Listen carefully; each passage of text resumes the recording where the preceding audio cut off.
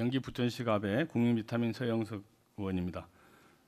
내년도 예산안 시정연설은 원래 대통령이 국회 행정부에 예산안을 제출하면서 예산안의 심의 확정권이 있는 국회 예산안 내용을 설명하는 것입니다. 그래서 행정부는 국민의 세금이 허투루 사용되지 않도록 예산을 세우고 그 예산이 국회에서 확정되어 국민의 삶을 개선하는 데 쓰이도록 할 책무가 있다, 이렇게 생각하는데 동의하시죠?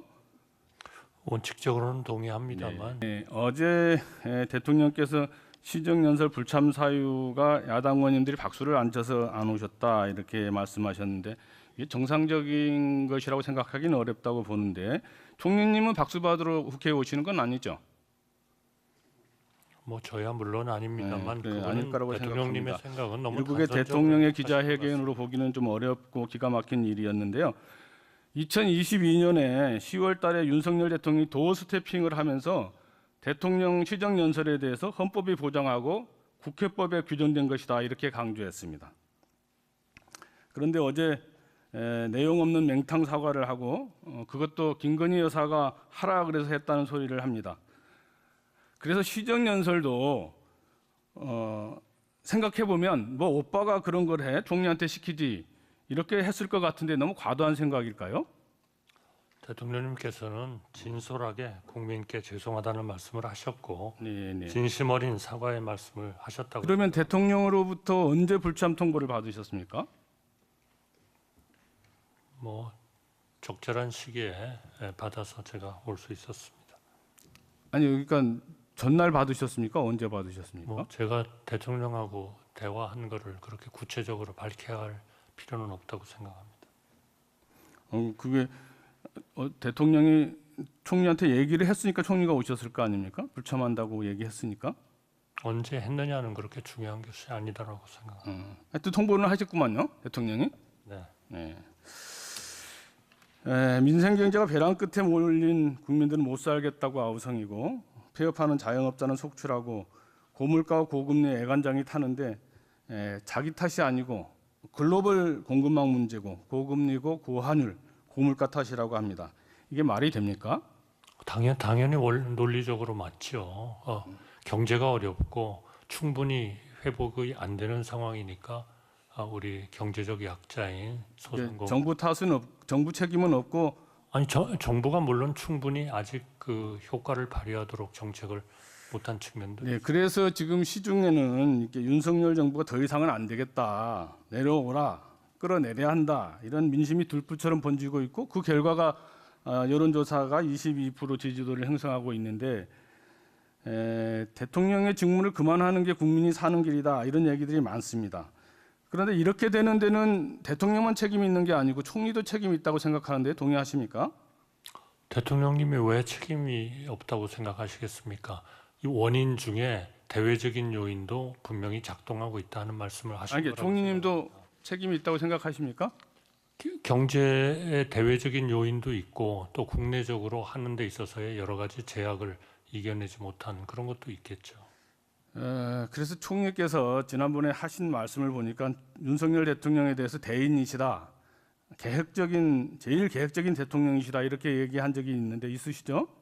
네, 저는 그 생각에 변함이 없습니다. 그런데 김건희 여사는 우리 오빠는 완전 바보다 하고, 대통령은 김건희 여사에게 미쳤냐고 하고 있고, 이게 정말 눈 뜨고 볼 수 없는 지경 아닙니까? 그 개인적인 것에 대해서 제가 코멘트를 할 필요는 없다고 생각합니다. 그래서 하여튼 요즘 많은 국민들이 김건희를 특검해라, 윤석열 대통령 하야해라, 탄핵해라, 난리가 아닙니다. 총리님 들어보셨습니까? 그게 특검과 하야와 무슨 상관이 있는지 모르겠습니다. 아니, 들어는 보셨냐고. 민주적 정당성에 의해서 아니, 들어보셨냐고요. 그래서 그래서 대해서 그런 얘기를 하는 것은 대단히 적절하지 않다고. 아니, 그러니까 민심이 그렇다는 것을 들어보신 적은 있냐고요. 그렇지 않은 분들도 굉장히 많습니다. 아니, 아는 분들 얘기를 하는 게 아니고 들어보셨냐고 묻잖아요. 제가 그 얘기에 대해서 꼭 그렇게 답변을 할 필요는 없다고 생각합니다. 저는 많은 분들이 그 반대의 생각을 얘기하고 있다. 안 들리시기 때문에 지금 이 자리에 계시다고 생각합니다. 어제 대통령 부인이 대통령을 도와서 명품백을 받고 공천 개입하고 양평고속도로, 도이트모터스 주가 조작, 사무장병원, 창원 산당 등 수많은 의혹의 한복판에 있는데 이것이 대통령을 도와서 한 것이다. 그러니까 괜찮다. 이거 명백한 이헌적 국정농단이고 위법 아닙니까? 만약에 이랬다면 동의가 어려우시죠? 지금 질문을 하신 겁니까? 예, 예. 저는 지금 예결이기 때문에 이제 예산에 대한 질문을 하실 예, 거다라고 기대하고 있습니다. 예산과 관련이 있기 때문에 전혀 기대하는 관련이 겁니다. 없는 예. 질문을 계속하고 계시네요. 네. 그래서 명태균 게이트의 핵심인 대통령 자신의 육성 녹음에서 공천 개입을 당연히 할 수 있다고 말한 것은 권력을 남용한 매간 매직이다 이렇게 보고요. 더 기가 찬 일은 어제 윤석열 대통령 스스로가 특검 검사 아니었습니까? 그런데 특검이 위원이라고 하면은 본인을 부정하는 거 아니에요? 이게 적반하장 아닙니까? 구체적으로 저희가 제의 요구를 한 그러한 그 특검법들이 전혀 맞지 않는 헌법 위반인 그런 법률들을 통과시켜서 국회에 정부에 보내신 거다라는 말씀을 하신다고 생각합니다. 하여튼 지금 그 민생 경제가 어렵고 의료 대란이 있고 안보 위기가 있고 외교 참사 등 대한민국 국민의 삶이 파탄이 나고 있고 국민의 목숨과 생명이 위태롭습니다.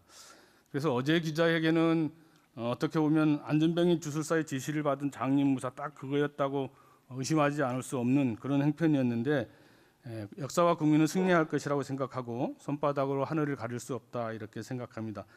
무도함은 탄산이 부서질 것이고 어제는 정말 국민에 다가갈 수 있는 마지막 황금 찬스였다고 생각합니다. 그런데 그 마지막 기회를 걷어찬 게 아닌가 이렇게 생각하고 돌아올 수 없는 강을 건넜다고 생각합니다.